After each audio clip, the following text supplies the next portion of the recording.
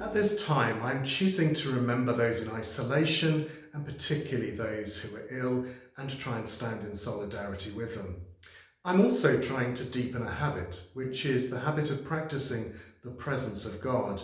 And one of the things that helps me do this is something I carry in my coat pocket, and it's this.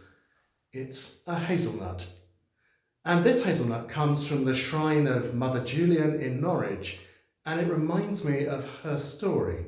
Julian of Norwich, although we don't even know that was her name, it's the name of the church she was attached to, was an anchorite living in the 14th century.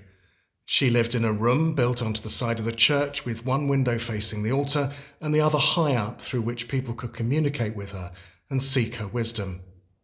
When she was about 30, she became gravely ill and was thought to be about to die, but at that point had revelations of God that profoundly affected her. She actually survived and wrote these up in the book called The Revelations of Divine Love, which was the first book ever published by a woman in English. And one of those revelations was of a hazelnut.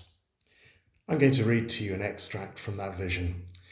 And in this, he showed me a little thing, the quantity of a hazelnut, lying in the palm of my hand as it seemed, and it was as round as any ball. I looked upon it with the eye of my understanding and thought, what may this be? And it was answered generally thus, it is all that is made. I marvelled how it might last, for I thought it might suddenly have fallen to nothing for littleness. And it was answered in my understanding, it lasts, and shall forever.